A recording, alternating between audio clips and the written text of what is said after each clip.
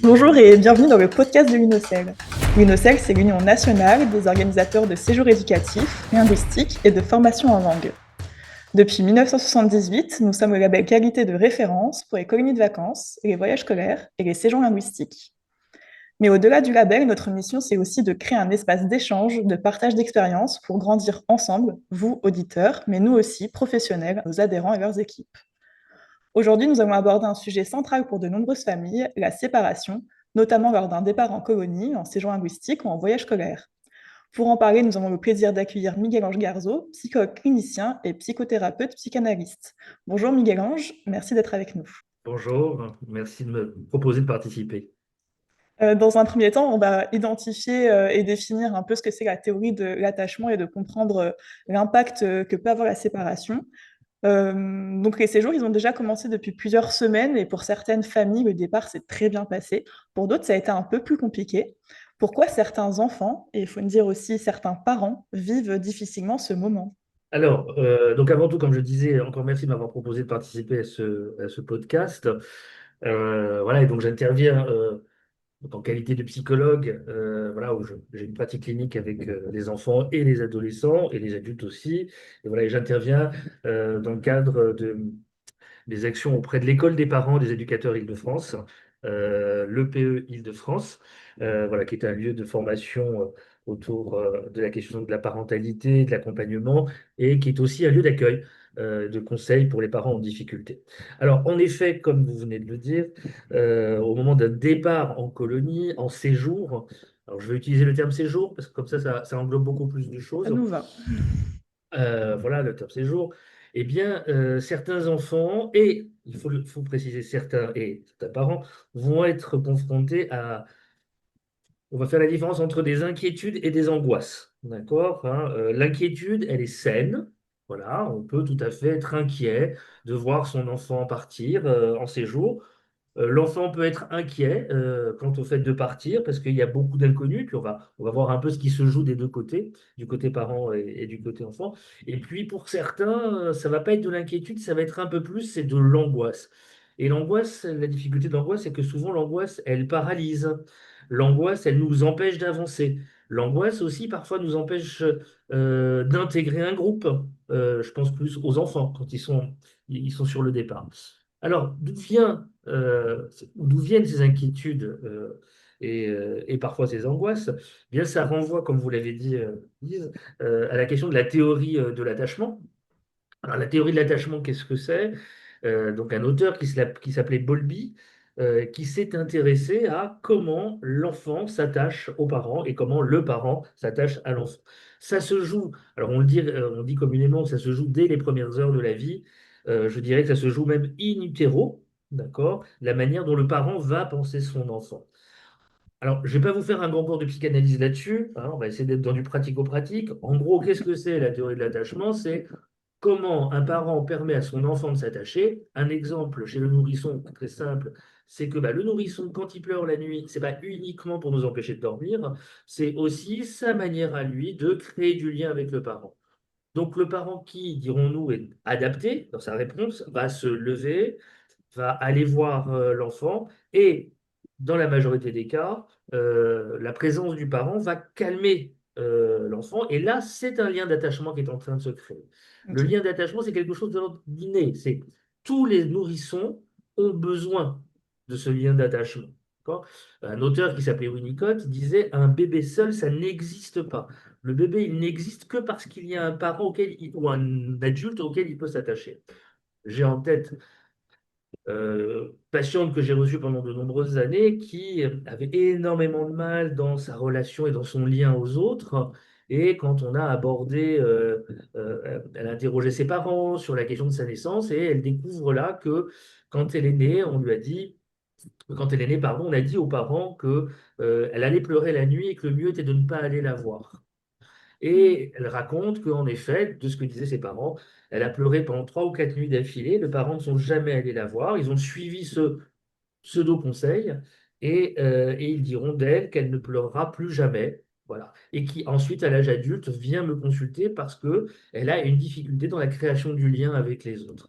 C'est très important cette question de l'attachement parce que c'est à partir de cette notion d'attachement que vont se jouer les liens aux autres dans le futur, dans la petite enfance, dans l'adolescence et bien entendu à l'âge adulte dans les relations amoureuses. D'accord? Alors, Ok. il y a différentes formes, différents types hein, d'attachement qui existent. Et le plus mieux, comme diraient les petits, c'est bien entendu l'attachement sécure, c'est-à-dire cette capacité à pouvoir se séparer du parent, cette capacité du parent à pouvoir se séparer de l'enfant sans être envahi par des inquiétudes ou par des angoisses. D'accord? Ça, c'est ce qu'il y a de mieux. Et on le voit chez l'enfant, comment il acquiert cette capacité d'attachement sécure. C'est au début, l'enfant, quand il est tout petit, il joue toujours en présence du parent. Et ensuite, en grandissant, il aura cette capacité à pouvoir jouer dans sa chambre Mhm. sans avoir le parent dans sa ligne de mire, hein. Et donc, il va avoir cette capacité à apprendre à être seul, même si quelqu'un est dans la maison. Et ça, c'est vraiment très important, parce qu'un enfant qui, à l'âge de 10 ans, est dans l'impossibilité de jouer seul dans sa chambre, on dirait que là, il y a une petite difficulté au niveau de l'attachement. Ok. Et donc, il y a ce type d'attachement-là. Ensuite, on va retrouver des attachements, un type d'attachement qui est un attachement plutôt anxieux, d'accord?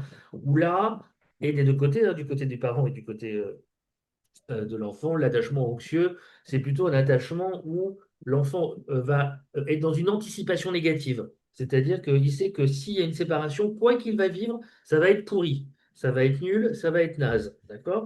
Mhm. Et il ne pourra pas rendre positif ce qui devrait l'être. C'est impossible. Et très souvent, quand ils reviennent, ils vont même avoir du mal à revenir de ces jours, ils vont même avoir du mal à pouvoir rendre la réalité positive de ce qu'ils ont vécu. On est Ok, d'accord? je vois. Donc Mhm. ça, voilà, ça me semble, voilà, ça me semble important à se le rappeler. Et ensuite, on a ce qu'on appelle l'attachement de type évitant, où là, justement, l'enfant est tellement anxieux qu'il va mettre à distance constamment son lien aux autres. Alors, souvent en utilisant les émotions, hein, c'est-à-dire, on va retrouver des enfants qui vont pleurer tout le temps. Bon, très clairement, quand on a un enfant qui pleure tout le temps dans un groupe, les autres n'ont pas forcément envie de jouer avec lui ou d'intégrer au groupe. Ou alors, ils vont utiliser la bagarre, la colère, être celui qui va toujours aller vers l'autre, mais en frappant, par exemple. C'est aussi une forme d'attachement un peu évitant, où là, il met à distance, il met à distance les autres. Bon, et donc c'est vrai que alors, l'attachement sécure, c'est le meilleur, mais ça s'apprend. Et je pense que justement, les séjours, donc là on est du côté de l'enfant, les séjours peuvent permettre aussi, au-delà des séjours thématiques ou en apprentissage, peuvent aussi permettre de travailler sur cette notion d'attachement. Mais le souci, comme le disait Winnicott, un bébé seul, ça n'existe pas. Donc, moi je dis un enfant seul, ça n'existe pas. Et un ado seul, ça n'existe pas. Quid du côté des parents? Eh Oui. bien, on s'aperçoit aussi que du côté des parents, beaucoup de parents sont envahis, comme je dis tout à l'heure, par l'inquiétude, mais ce qui est tout à fait normal, mais aussi peuvent être envahis par de l'angoisse massive à voir leur enfant partir. D'accord? Alors, cette angoisse-là, elle est liée à leur propre théorie de l'attachement, à leur propre référence quant à l'attachement. Mais cette angoisse, elle va appuyer sur, selon moi, en séjour, sur différents points. D'accord? Il y a, donc pour les parents, il y a une angoisse autour de la séparation. Qu'est-ce que ça signifie? Ça signifie la peur d'être absent si l'enfant a un souci. C'est-à-dire que le parent se dit, mais s'il pleure, alors il ne se le dit pas comme ça, bien entendu, moi je le traduis, hein, l'inconscient, s'il pleure, qui va le consoler? Et bien entendu, personne d'autre que moi On est ne capable. pourra aussi bien le consoler. Donc il y a Mhm. déjà cette difficulté-là. Il y a ensuite des peurs autour de la sécurité. Alors, les peurs autour de la sécurité, c'est parce que le parent ne connaît pas forcément le lieu où l'enfant va aller. Ouais, ça, on en C'est un parlera après environnement. aussi, ouais. Oui, c'est un environnement inconnu. Et là aussi, le parent a ce sentiment de perte de contrôle. D'accord? Donc là, on est du côté des tout petits, parce que du côté des ados, il se passe d'autres choses quand même. Je reviens donc à la perte de contrôle. Et là aussi, du côté des petits, une autre inquiétude des parents, c'est la perte de contrôle, c'est-à-dire qu'il va y avoir des décisions qui vont être prises par d'autres adultes. Et là, avec chez certains parents, une inquiétude de ce que moi j'appellerais le glissement de l'autorité. Comme si il y a cette peur que l'autorité soit donnée à l'autre, donc aux encadrants, et quid quand l'enfant va rentrer? Est-ce que l'enfant va accepter l'autorité parentale? Donc voilà, il Ouais, y a, on a eu déjà un podcast sur la notion de coéducation et on en parlera aussi un peu plus tard. C'est vrai qu'on a une étude en ce moment sur c'est les ce que j'ai attentes des vu. parents et il y a la question à la fin de savoir s'ils ont pensé que bah, l'autorité n'était plus la leur pendant une certaine période et s'ils avaient anticipé. Il y en a certains qui ont dit qu'ils avaient donné beaucoup de consignes à l'organisateur pour être sûr que leur enfant gardera les mêmes principes qu'à la maison. Ouais. Alors que, en plus, alors je me permets de rebondir là-dessus, Mm, quand même. bien sûr. Voilà. Alors que ce que je trouve intéressant, alors je vais utiliser un terme de psychosociaux, c'est que ça permet à l'enfant, justement, d'adapter ce qu'on appelle une position réflexive. C'est-à-dire que l'enfant va apprendre que, en fonction de l'adulte qu'il a en face, eh bien parfois les règles peuvent être différentes. Ouais. Et quand j'entends les parents qui sont inquiets quant à ça, alors je pense aux petits, bon les ados c'est encore une autre affaire. Enfin, il y a d'autres problématiques, il y a la problématique adolescente par-dessus, Mm, mais ça me fait un peu sourire quand j'entends les parents parce que un parent qui confie ses enfants aux grands-parents, par définition, eh bien ça ne sera pas les mêmes règles. ouais. Déjà Ouais, et là, ouais. On ouais, avait un podcast avec Bruno Mbeck où il disait que quand on laissait les enfants à leurs grands-parents et que par exemple il a le droit de monter sur le canapé debout chez les grands-parents et que rentre à la maison il n'a pas le droit et qu'on dit bah, c'est n'importe quoi, les gens qui font ça sont fous, c'est-à-dire qu'on donne une image du grand-parent complètement faussée à l'enfant aussi. complètement. Et Complètement. c'était intéressant aussi d'avoir ce point de vue-là, de se Ouais, dire qu'en ouais, fait l'enfant peut comprendre qu'il y a des règles différentes. et surtout, enfin, moi, ce que je trouve extraordinaire là-dedans, c'est que justement, ça va renforcer ce qu'on appelle bon, en psychanalyse le vrai self, c'est-à-dire que l'enfant va apprendre qu'il y a ce besoin de s'adapter en fonction des situations. Et Mm. ça, c'est ça qui est génial. C'est-à-dire que on apprend à nos enfants, en principe, je dis bien en principe, je dis bien en principe, que par exemple, eh ben, si on va au resto, ben, au restaurant, on ne mange pas avec ses doigts les frites, on les mange avec une fourchette. Mais quel plaisir de pouvoir les manger à la maison avec ses doigts. Et ça, Mm. c'est super important, c'est-à-dire que l'enfant va avoir cette capacité d'adaptation en fonction des lieux et va arriver à différencier les différents espaces. Et ça, c'est génial. Après, si en effet les règles de la maison sont transposées partout, ça n'a plus aucun intérêt. Enfin, là, ça Ouais. devient très anxiogène. Parce que ça devient quelque chose de très formaté. Dans ces cas-là, on met notre gamin dans un camp militaire. Voilà, on va le rechercher à ses 25 ans. Voilà, je ferme la parenthèse. Donc oui, j'étais donc sur la question de la perte de contrôle et du glissement de l'autorité. Voilà, on était là-dessus. Du côté des parents, on va retrouver aussi bah, un sentiment de culpabilité, hein, Ouais, c'est ce où que j'allais poser comme question. ouais, vraiment sentiment de culpabilité, de je l'ai abandonné, euh, qu'est-ce qui va le devenir sans moi, je n'aurais jamais dû faire ça, enfin voilà. Bon, alors quand même, on va relativiser, hein, d'accord? Il y a certains parents, ils se disent ça les 3 4 premières heures, hein. Et après, ils sont contents. Et après, il y a quand même le bénéfice secondaire, on en discutera tout à l'heure, à être un peu tout seul, hein, Mm. d'accord? C'est-à-dire que moi, j'aime bien dire que quand on dépose, quand les enfants partent en séjour, on découvre quelque chose d'assez nouveau, voire un super pouvoir magique, qui est que tout d'un coup, c'est très très calme dans la maison et on ne s'en inquiète pas. Quand les enfants sont là. Ça, c'est un super pouvoir magique que l'on découvre quand les enfants sont en séjour. C'est il n'y a pas de bruit, il ne se passe rien. Et un, c'est super. Et deux, je n'ai aucune inquiétude. Ce qui n'est pas le cas quand les enfants sont à la maison et qu'il n'y a pas de bruit. Donc, voilà, il faut quand même aussi relativiser, voilà, pour les personnes qui vont écouter le podcast, il y a quand même beaucoup de parents pour qui ça se passe bien, quand même, hein. Je le Oui, redis, qu'il y ait des inquiétudes, c'est de l'ordre de c'est la normal. normalité. Quand on se sépare de quelqu'un pendant un temps, voilà. Là, on parle bien de séparation et parfois, pour certains parents, c'est de l'abandon. Donc, c'est un petit Mm. peu différent. Mais, voilà, pour continuer sur cette question-là, donc, il y avait donc le sentiment de culpabilité, ce qu'on était en train de dire à l'instant, et puis la crainte de l'inconnu, très clairement. De est-ce que l'enfant va être en capacité de faire de nouvelles activités?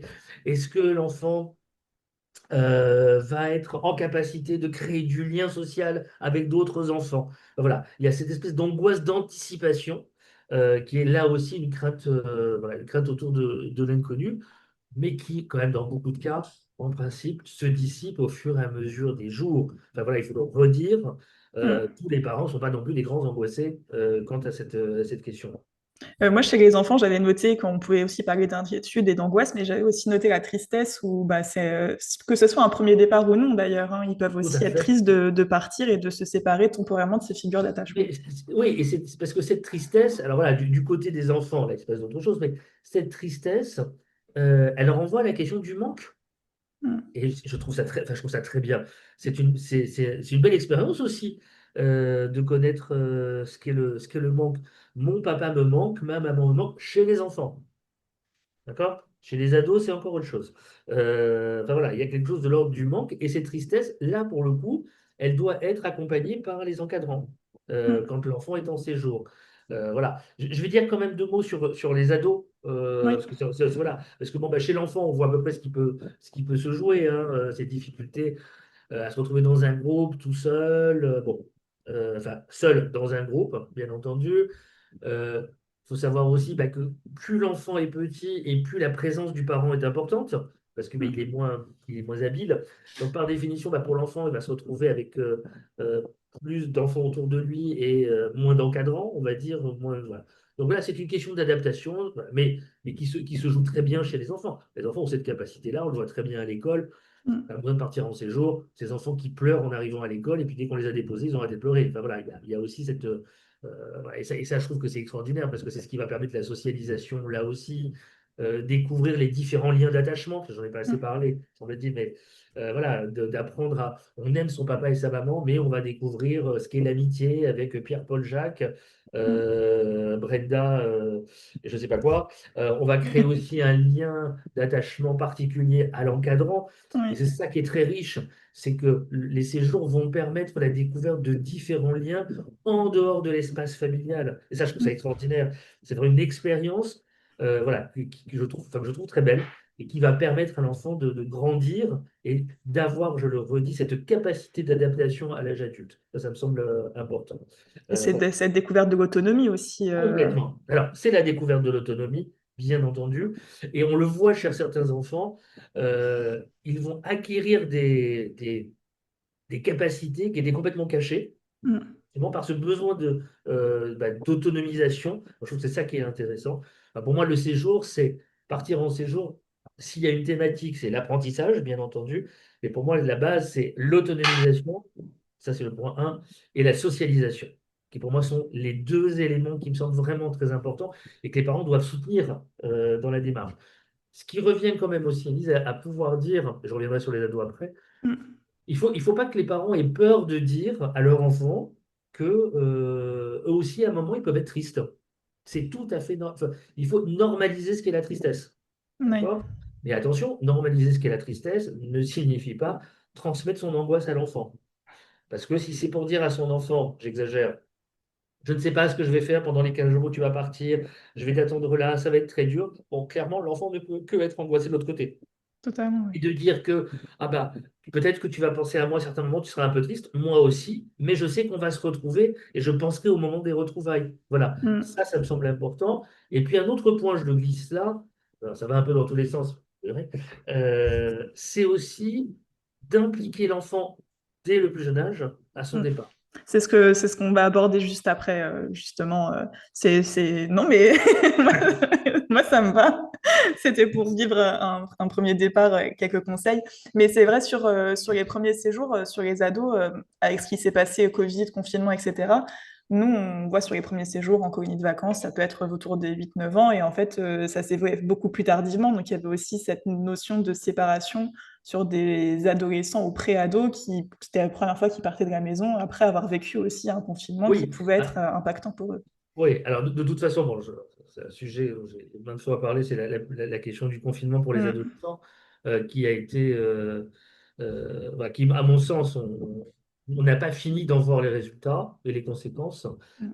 Alors, on s'entend bien, je ne remets pas du tout en cause la question du confinement, c'est pas le sujet. Non, non, du tout, c'est pas le sujet. Voilà, c'est pas le sujet. Ce dont je parle, c'est quelles sont les conséquences. Voilà. Mm, Après, est-ce qu'il fallait ou il fallait pas? Je suis pas, voilà, je suis pas calé pour parler de ça. En revanche, voilà, les conséquences, c'est que on a pendant le confinement, ce qui s'est passé, c'est qu'on a mis des adolescents on les a obligés, entre guillemets, à rester en lien avec le parent et enfermés, alors que justement, le moment de l'adolescence, c'est le moment où l'ado a besoin de mettre à distance au maximum le parent pour pouvoir créer d'autres liens. Et là, ça l'a pas fait. Et donc, Mm. en effet, comme voilà, vous allez retrouver des ados un petit peu en retard, entre guillemets, quant à cette question-là, ou qui, justement, un peu plus âgés vont se retrouver dans des lieux, dans des espaces avec d'autres, et ils n'en ont pas forcément l'habitude. Parce qu'il ne faut pas oublier que pendant la période de confinement, personne n'allait chez les grands-parents non plus. Enfin, c'est ce qu'on disait tout à l'heure, Mm. d'aller dans d'autres espaces, ce n'était pas possible. On n'allait pas chez les copains, chez les copines. Il n'y avait pas de lien, il y avait pas les seules interactions étaient des interactions de type virtuel, enfin distanciel. Donc, par définition, ça a joué quelque chose au niveau même je reviens sur la question de l'attachement, de la création du lien. Pourquoi? Parce que la période de l'adolescence est une période où l'ado revit toutes les étapes de développement de la petite enfance, mais avec les hormones, avec les poils, les boutons et tout ce qui va avec. Mais on revit exactement la même chose. Et bien là, pour eux, il y a eu un petit couac. Voilà. Ouais, Donc, hier, j'ai regardé un documentaire sur France Télé qui s'appelle Grandir en France, et c'était des enfants qui avaient 12 ans, qui parlaient des générations précédentes, et en fait, eux, ils avaient 12 ans, et ils parlaient des liens, et ils disaient, bah, avant, les gens, ils sortaient pour se retrouver, bah, nous, pourquoi sortir? On a tout ce qu'il faut à la maison, avec les écrans et exactement. tout, et il y a cet effet-là aussi de se dire qu'ils n'ont pas forcément l'habitude de créer du lien réel avec les gens. Et ils en ont Oui. totalement conscience, en plus, hein. Voilà. Et avec, je rappelle, pendant la période du confinement, quelque chose aussi. Alors, nous, on est adultes, on peut l'entendre, mais on disait aux enfants, sortir, c'est dangereux. Mm. Il y a Ouais. un danger, et un danger qui, quand même, ne l'oublions pas, était un danger autour du mortifère, hein, autour de la mort. Mm. C'est-à-dire qu'on a quand même vécu une période, et nos enfants, quoi qu'on en dise, l'ont vécu. Alors nous l'avons tous traversé de manière différente sans doute, mais on a tous été envahis à un moment par l'angoisse. L'angoisse pour nous Totalement. ou pour nos proches. Donc les enfants et les ados sont des éponges, donc on leur a transmis notre angoisse. Et je rappelle quand même que, ça c'est peut-être une des critiques que je m'autoriserai à faire, c'est que tous les jours on décomptait les morts. Ouais. La première chose, c'était le nombre de décès, ce qui est juste épouvantable. Il Voilà. y avait cette angoisse-là déjà d'entendre ça, et en plus de devoir rester chez soi, et pour certains de vivre avec leurs parents, et Tout bon, à fait, ça c'est vivre aussi avec les frustrant, parents, quoi. pas pouvoir sortir, mais avec ce truc de si tu sors, il y a un Mm, danger. totalement. Ah, voilà, c'était, enfin, voilà, je pense que voilà, ça c'était le truc, enfin, très mortifère. Et clairement, quand on est à l'adolescence, on n'est pas du côté du mortifère. On est du côté de la vie, on est du côté de, en psychanalyse, on parle de la pulsion de vie, de Eros. C'est le moment où on crée du lien, où on découvre l'autre avec un grand A, où on découvre la sexualité, où on découvre bah, qu'est-ce que c'est de se prendre un râteau. Mais pour pouvoir se prendre un râteau, il faut déjà au moins tenter quelque chose. Euh, une jeune fille en troisième, que je connais bien, ma fille, disait le bénéfice du confinement et de la période Covid, c'est qu'il n'y avait pas de soirée. Et au moins, comme ça, personne ne restait sur le banc de touche. Et il n'y avait pas la différence entre les populaires et les pas populaires, c'est-à-dire ceux qui étaient invités, ceux qui n'étaient pas invités aux soirées. Elle dit ça, c'est le bénéfice secondaire. Voilà, ça c'est au moins un truc positif. Mais résultat, il n'y avait pas de soirée. Et je vois Ouais. bien, parce qu'elle était en troisième à cette époque-là, enfin, un peu du confinement, et j'ai un fils qui est plus âgé, qui a 4 ans de plus. Voilà, et j'ai bien vu, nous avons bien vu la différence dans la relation aux autres, de comment Mm. se comporter. Enfin, c'est totalement différent. J'avais beaucoup aimé ce truc. Bénéfice secondaire, au moins, ceux et celles qui ne se font jamais inviter, ils n'auront pas ce problème dans notre génération parce qu'ils ne seront jamais invités, personne ne sera invité. Voilà, au moins tout le monde logeait la même enseigne. Voilà. Bon, mais si on revient sur. Il serait pragmatique, hein, c'est vrai. Oui, oui, mais je trouve ça très juste. Parce que c'est quand même une grosse problématique quand on est Ah, adolescent. Est-ce que totalement. je vais être invité en soirée? Là, c'est réglé, il n'y a pas de soirée. Donc, comme ça. Donc, donc oui, voilà. Donc on disait, la préparation, je reviens sur quand même ce qui me Mm. semble voilà, important, c'est d'impliquer l'enfant et l'ado dans les préparatifs, parler des émotions, hein, de lui dire, bah, tu peux être triste à certains moments, mais tu sais, moi je vais penser à toi. Moi peut-être que des fois je serai un peu triste, mais je sais que là où tu es, ça va bien se passer pour toi. Voilà. Et de montrer qu'on peut être rassuré, d'accord? Ouais, nous, on préconise aussi, hein, d'impliquer l'enfant dans le choix du séjour, comme ça il peut voir Tout sur à fait. plaquette ou Ah sur bah le oui, site internet où il va, ce qu'il va faire, de tout à l'impliquer fait. aussi dans la préparation de la valise pour qu'il sache C'est qu'il y a ça, des bah, quand je dis vêtements prépare, c'est adaptés à ça. tout. Quand je dis de l'application, Mm. voilà, au départ, c'est tout ça. Et voilà, je vais le dire comme ça, après vous en. Et je pense en revanche que voilà, il faut axer sur des séjours à thème. Mmh.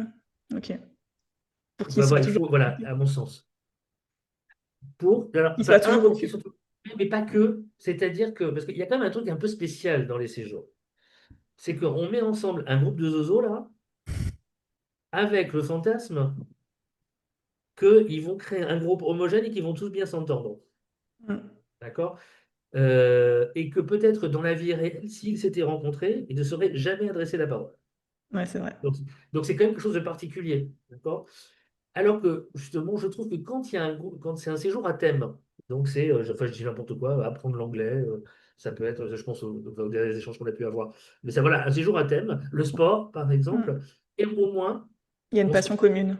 Exactement. Et ça, Mmh. c'est ce qui va permettre le lien avec les autres. Les colos, à mon sens, bon ça je sais pas si on peut le dire comme ça, hein, mais les colos où il y a pas de thème, où c'est juste on prend l'enfant et on l'emmène, Mmh.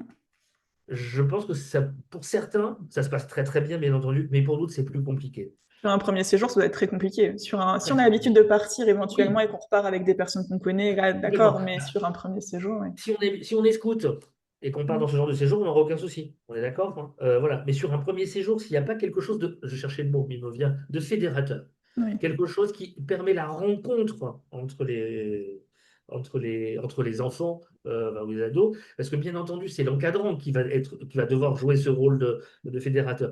Mais si il a, comment dire, ce qu'on appelle un média, un médium, que ce soit le sport, ou je sais pas, ça va faciliter les choses Mmh. par définition, et ça va être beaucoup plus simple. On le voit hein, dans la vie de tous les jours. Vous partez seul en vacances avec votre enfant, vous allez sur la plage, d'accord? Il y a d'autres enfants. S'il y a d'autres enfants mais qui sont assis avec les parents, il n'y aura aucune rencontre.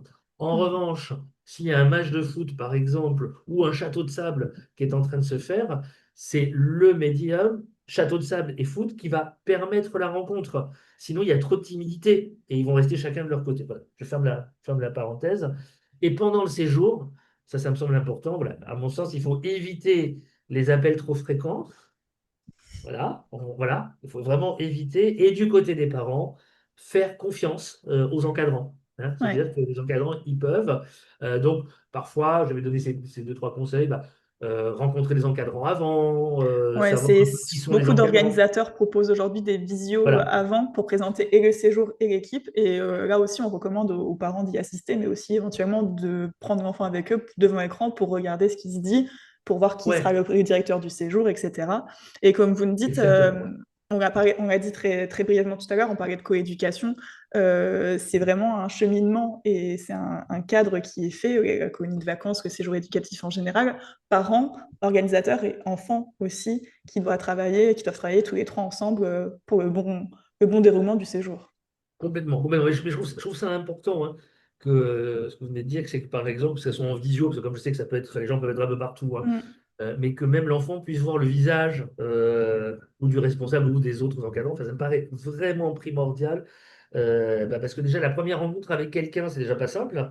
Et quand c'est mm, une première rencontre au moment d'une séparation, voilà. Et je crois que ça facilite aussi pour le parent le passage de relais. Enfin, il y a quelque chose de ah oui, on s'est déjà vu. Enfin, voilà, il y a quelque chose qui est à mon sens, assez rassurant. Donc ouais. Quand on voilà, comme regarde je l'ai les dit, brochures, certains organisateurs proposent aux parents qui ne laissent pas leurs enfants en acheminement de les amener directement sur le centre et de pouvoir visiter pour que eux aussi puissent se projeter et voir où leur enfant aura son alors, séjour. oui, alors moi, je suis un peu partagé quant à cette question-là. C'est-à-dire que ça Mm, peut être intéressant, mais il ne faut pas que ça soit trop intrusif non plus. C'est-à-dire ouais. que il faut aussi que le séjour reste quelque chose avec un côté, je mets le terme entre guillemets, hein, un côté un peu secret pour l'enfant. C'est-à-dire, il ne faut pas que le parent soit trop envahissant non plus, Non.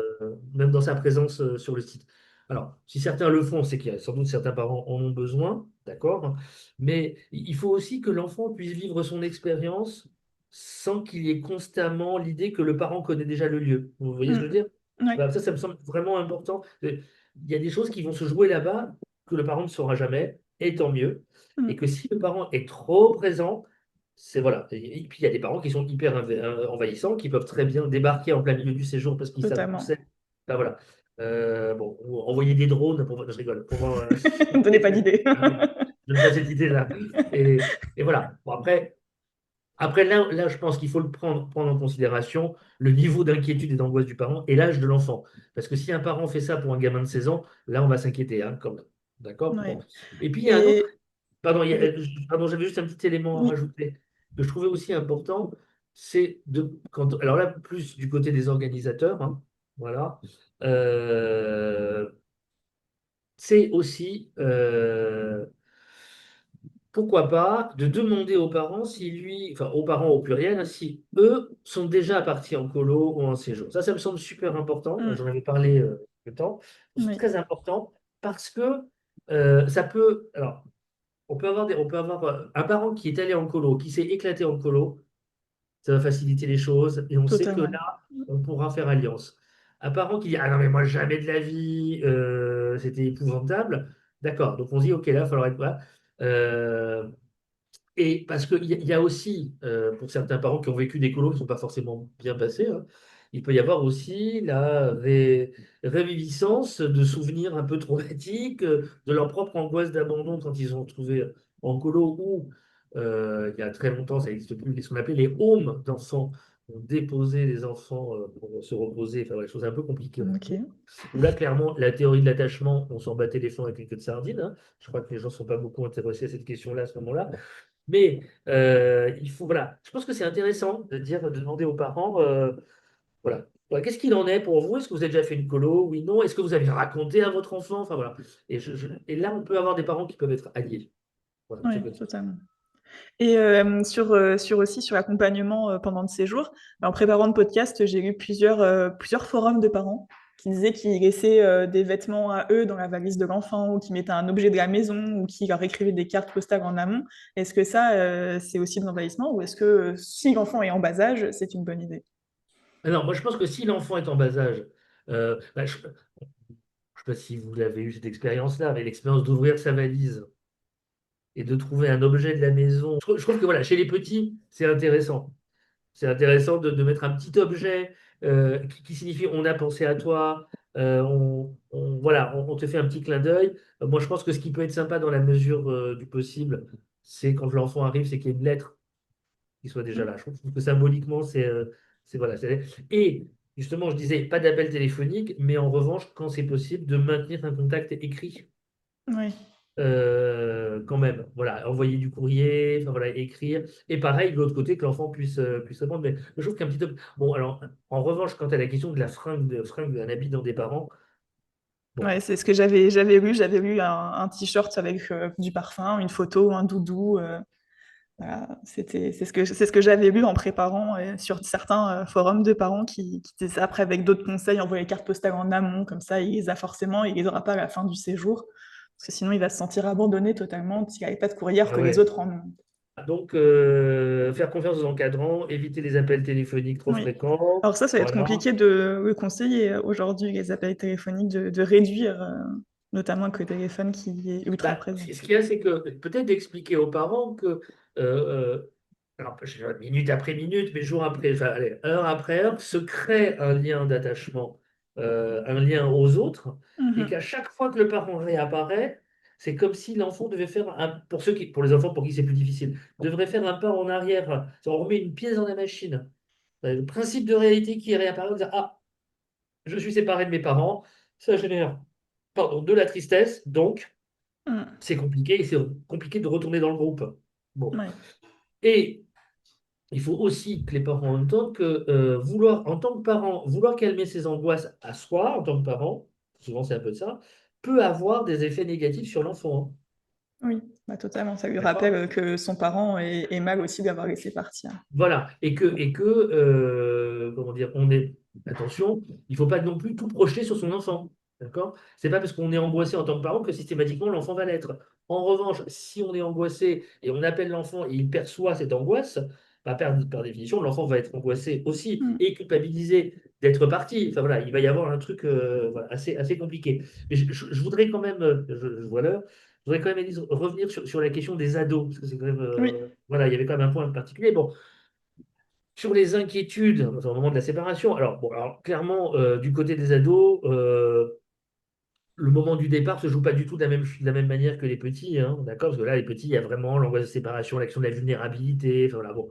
Alors l'ado, soit c'est juste parce qu'il n'a pas envie, et juste que ça, je mets les termes entre guillemets, l'emmerde de partir, et qui préférait rester chez lui à faire de la PS, à faire de la play, et voilà, bon, ça c'est OK. Derrière ça, on va retrouver quand même quelques inquiétudes aussi à devoir se confronter aux autres du même groupe, hein. Parce que l'adolescence est aussi le moment où c'est un peu compliqué dans la création du lien, parce qu'il y a la question du lien amoureux, de la sexualité qui vont apparaître, voilà. Et pour d'autres, partir en colo, moi, c'est ce que j'appelle le syndrome Reine des Neiges, c'est-à-dire libéré, délivré, ils se séparent des parents et ils vont véritablement s'éclater. Moi, j'en ai plein hein, qui partent en séjour et qui le vivent hyper bien. Et c'est là, du côté du parent, où c'est intéressant, c'est que du côté du parent, il y a une ambivalence. Il y a à la fois donc le parent qui va être très inquiet de voir son ado partir. Alors, le parent qui va être hyper content de voir son ado partir, on va le dire comme ça, parce qu'enfin il va pouvoir souffler, Mm. mais en même temps assez inquiet. Et là, les inquiétudes sont un peu différentes, parce que on sait que l'adolescence est une période de la vie qui est assez complexe, et donc le parent va avoir peur des mises en danger, par exemple, de l'adolescent. D'accord?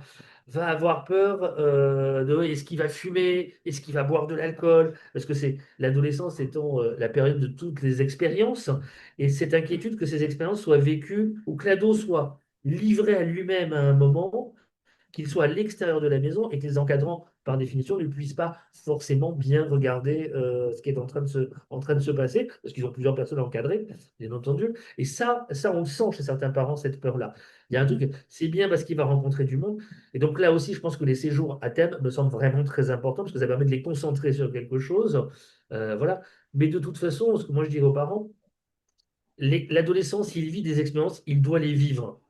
Donc, qu'il soit chez le parent ou avec des encadrants, enfin en séjour, il va la vivre, son expérience.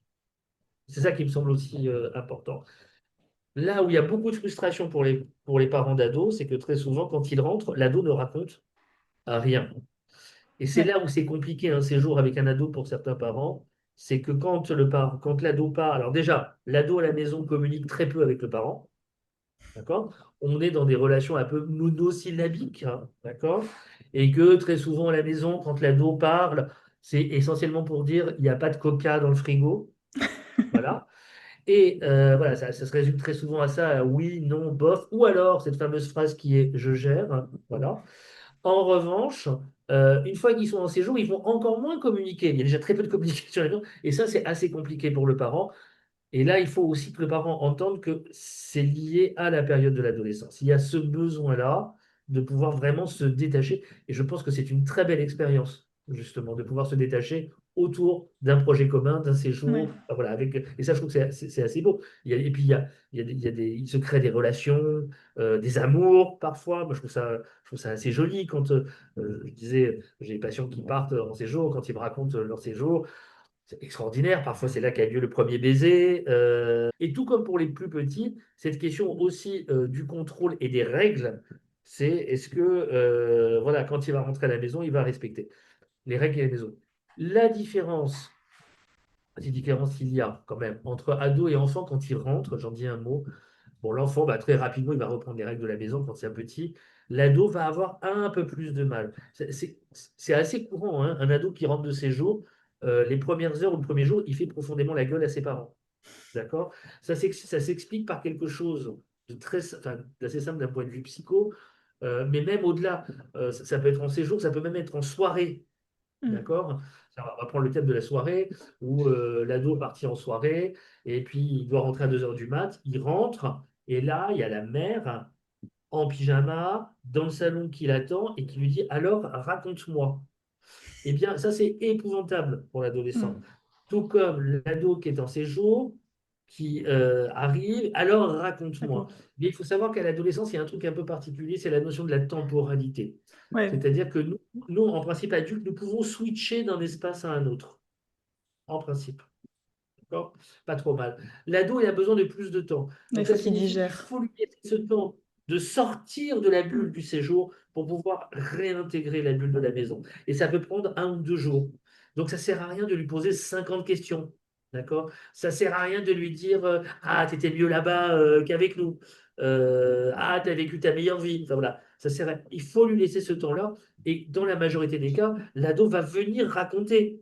Mais on sait bien, plus on va lui poser de questions, plus il va se refermer. Mais il faut avoir à l'esprit que l'adolescent a besoin de ce temps de transition. C'est très important.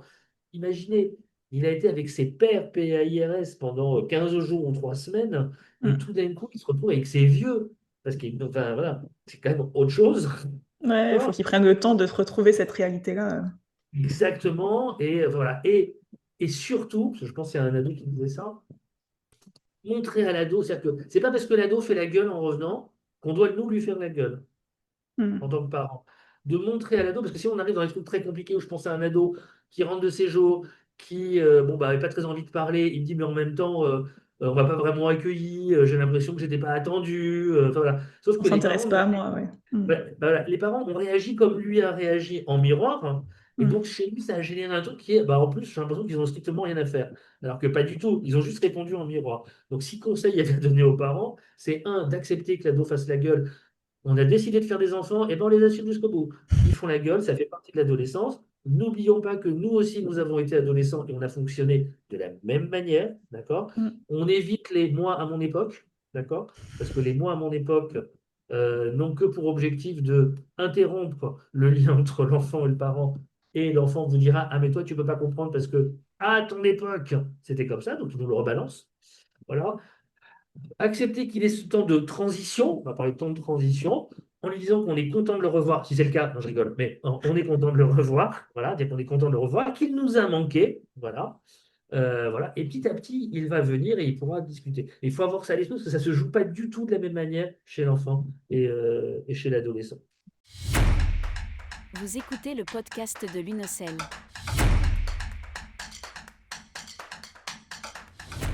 Le séjour est quand même voilà, un espace d'apprentissage, de socialisation, de création du lien. Je trouve que c'est Mm. important. Que ces temps de séparation sont aussi des temps qui font grandir.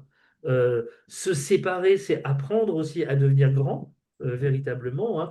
Parce que là, je parlais tout au début de la théorie de l'attachement, mais de la théorie de l'attachement, c'est comment on s'attache et comment on se détache.